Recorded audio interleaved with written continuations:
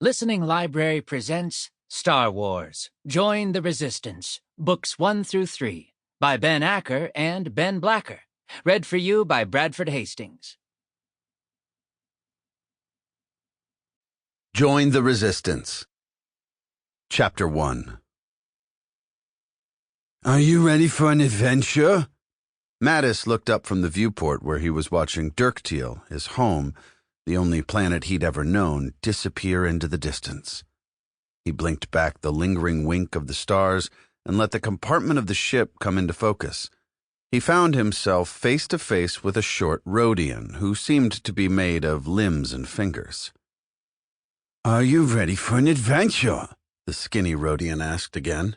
He spoke like his words were funneled out of his nose, because they were. Mattis smiled. It was a question he had wanted to hear his whole life. He was ready.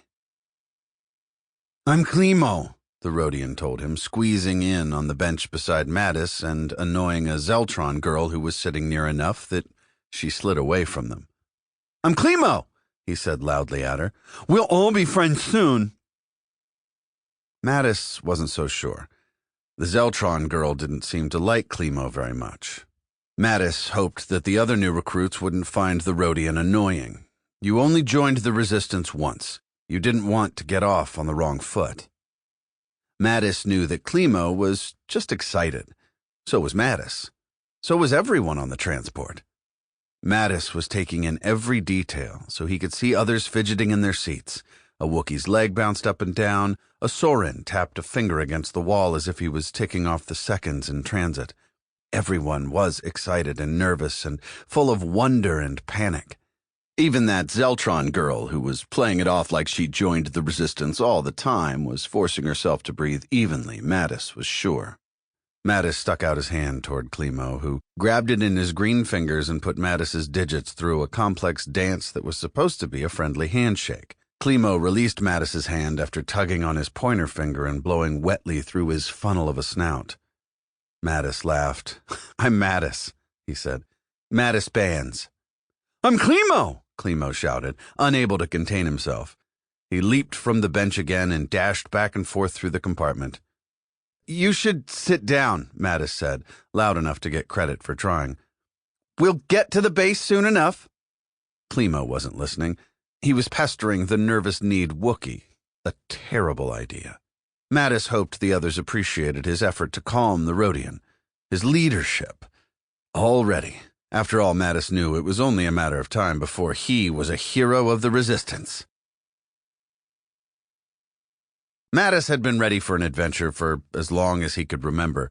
From the first time he heard the stories about the scrappy and courageous rebellion overthrowing the dark and giant empire, Mattis knew his place in the universe was as a galactic champion like Luke Skywalker or Leia Organa or even Admiral Ackbar. Those names loomed large for Mattis, as if they'd been carved into 50-meter-tall stone tablets.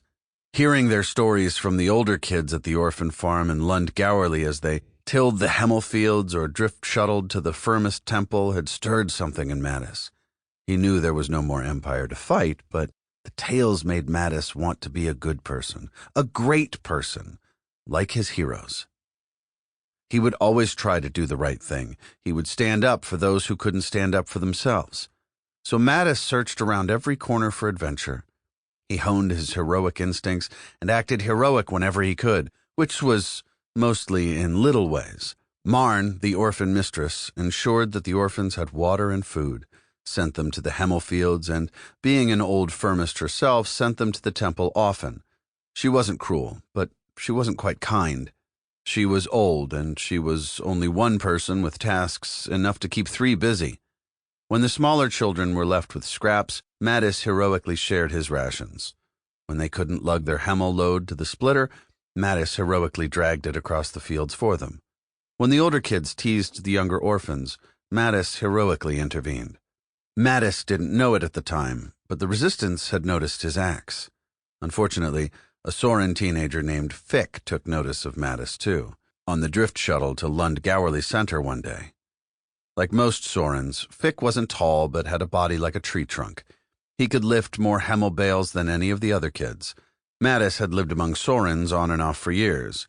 He knew their jagged teeth and knobby reptilian heads, their dark eyes, and their horrible hiss didn't mean they were nastier or nicer than any other species.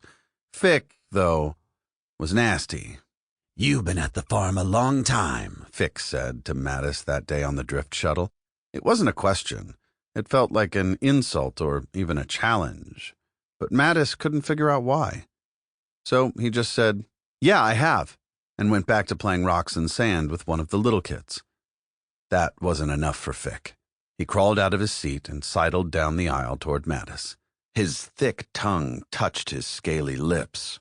"T'Chak told me you want to fly," Fick said, motioning with his head to the Sarian boy. T'Chak dropped his conical head into his hands. "I want to be a pilot," Mattis said.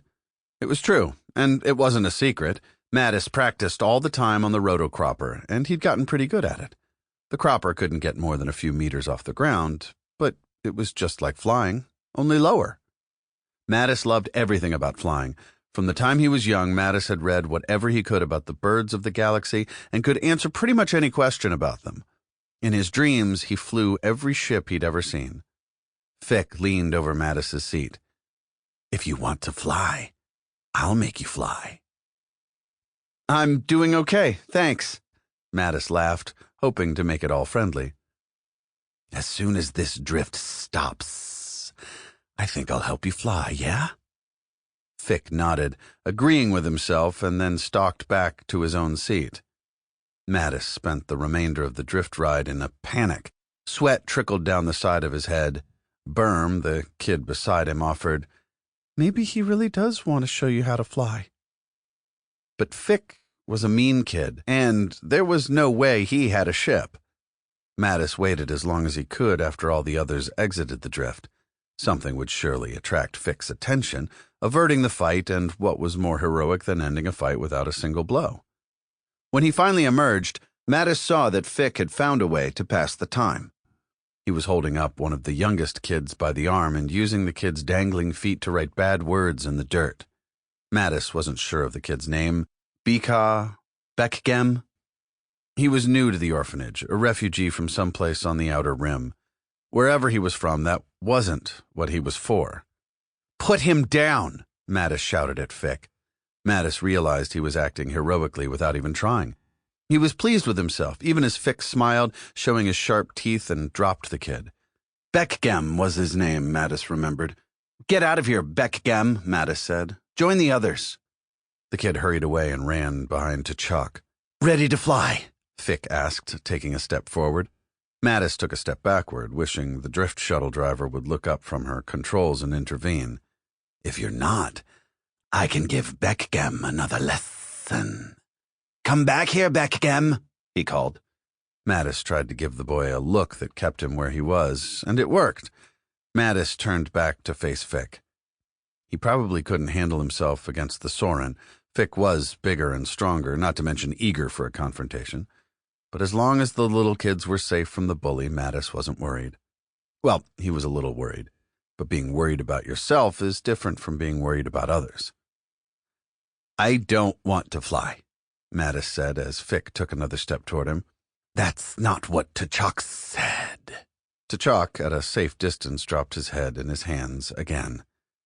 "That's not what everyone says. You want to fly, Mattis. So fly." With that, Fick hunched over and ran toward Mattis. Mattis was excited to learn whether he knew how to fight, and was quickly disappointed to learn that he did not. The Soren grabbed Mattis around the middle, knocking the wind out of him. He hoisted Mattis over his shoulder. Mattis kicked at the air and managed to wrap an arm around Fick's face. The scales were warm, which Mattis didn't expect. Fick laughed. It sounded like a sharp cough. Mattis didn't think any of it was funny. He slapped his palm hard against Fick's face, and Fick laughed harder and sharper. "You're flying, big boy," Fick teased. Mattis wriggled off Fick's shoulder and hung upside down against Fick's back. He screamed for Fick to stop, and he didn't like the way it sounded. He felt his face turn red with exertion and embarrassment, and from being upside down. "Stop squeaking, big boy. You're a pilot now," Fick hissed. "How are the G's treating you?" Mattis. Sample complete. Ready to continue?